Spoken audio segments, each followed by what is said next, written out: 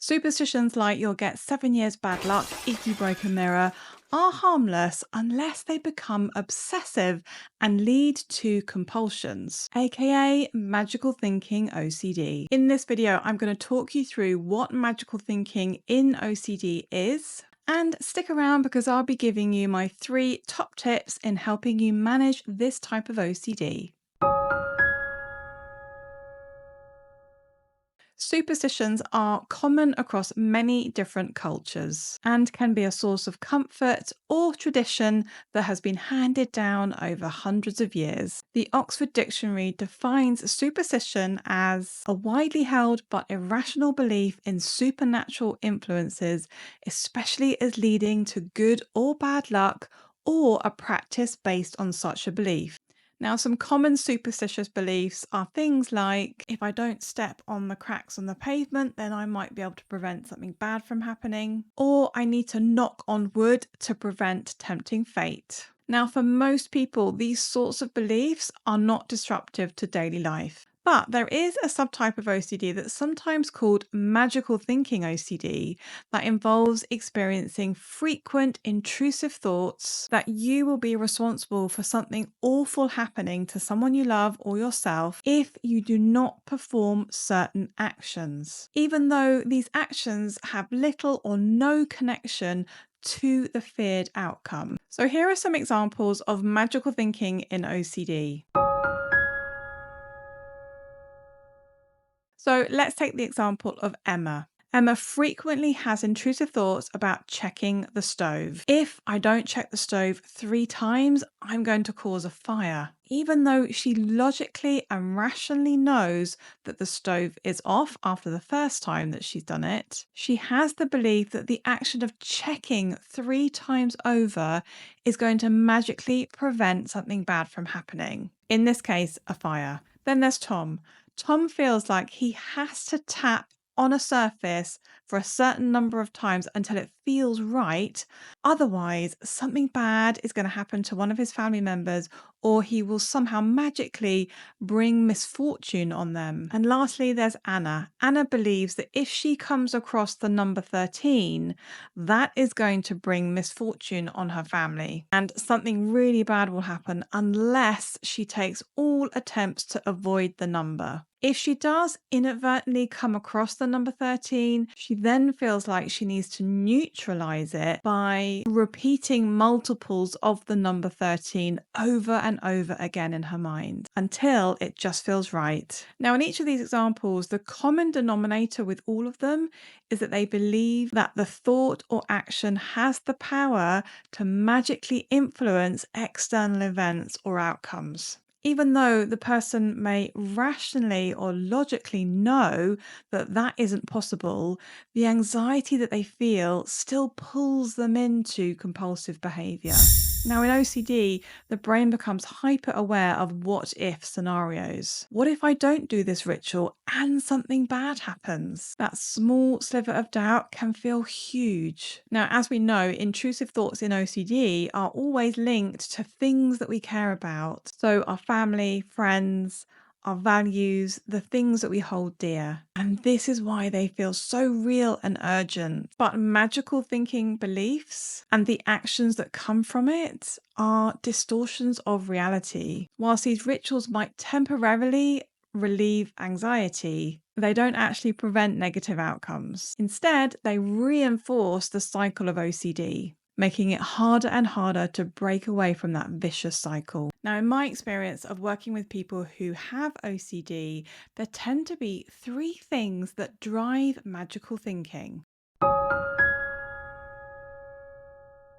Now, studies have shown that there are certain thinking styles that can come along with the OCD experience, one of which is inflated responsibility. And that is feeling overly responsible for preventing bad things or disasters from happening. And if you don't take action to prevent bad things from happening, you experience intense anxiety and guilt. Now, I like to think of inflated responsibility like it is a balloon. Now, when you are overly responsible, it's like you are carrying this inflated balloon around with you. You feel like you have to hold on to it. You have to be responsible for others. Otherwise, what's going to happen to them? And stick around because I'm going to talk about how you can deflate your responsibility balloon.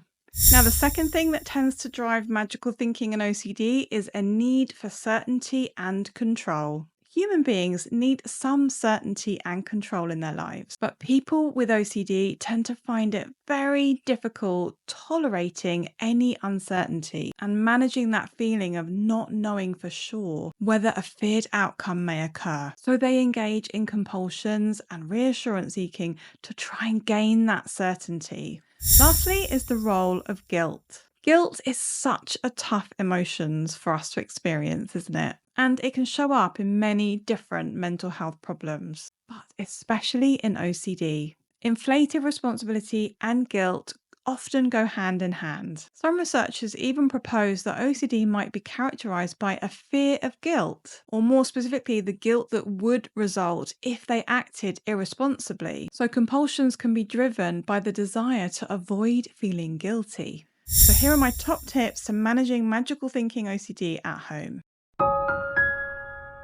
Now, the caveat to this is that if you are experiencing OCD and it's having a really significant impact on your life, I would always recommend someone seeking out therapy with a suitably qualified therapist or psychologist who specializes in OCD. So, tip number 1, ask yourself, how inflated is my responsibility balloon right now? How much metaphorical space is it taking up in your life? Now, the likelihood is that it is taking up quite a lot of space and it's dictating what you do, i.e. it's pulling you into those compulsions. Now, the difficulty is when we hold tightly onto our beliefs. When I hold tightly onto this balloon, it stays filled with air. But if we can learn to let our grip on our beliefs go a little, if we can hold our beliefs lightly, then what happens to the balloon? It deflates. And what that actually means in reality is that that sense of inflated responsibility doesn't dictate your life in the same way. You are freed up to live the life that you really want to live. So what does holding beliefs lightly actually mean in reality? Well, it's about creating distance, acknowledging that your sense of inflated responsibility is just a thought at the end of the day. You don't have to hold on to it. Now, of course, learning to hold beliefs and thoughts lightly is going to create discomfort and perhaps even anxiety. And that's why learning to tolerate or sit with difficult feelings is really important. So tip number 2 is increasing your comfort level with uncertainty. Now, coping with uncertainty in life is an ongoing challenge for all of us, but especially those who experience OCD. But the question is, can you find a way to develop a different relationship with uncertainty? Can you invite it into your life? Can you allow it to be there without struggling with it? You can teach your brain that uncertainty on its own isn't actually a problem. It's just a part of life. So again, can you make space for that difficult feeling? Can you make space for uncertainty, allowing yourself to feel the fear that may come along with that? Now, I have a very special mindfulness meditation that's called Allowing Emotions, and that might be a really good thing to practice if you want to lean into these difficult feelings.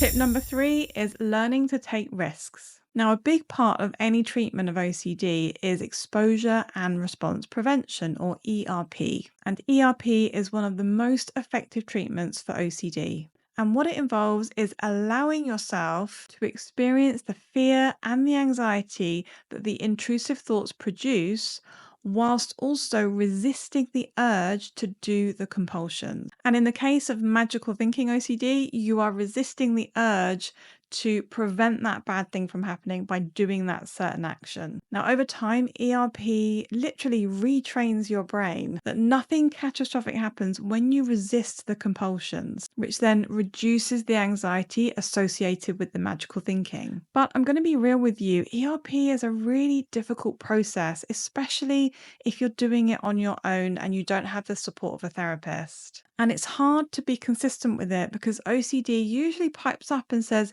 you are taking a massive risk not doing these compulsions. But if you start really small and build up to the really anxiety-provoking situations, you can learn to tolerate the anxiety that brings up. So that brings us to the end of this video. I hope that's been helpful. If you've got any questions about anything in the video, then do let me know in the comments. Until next time.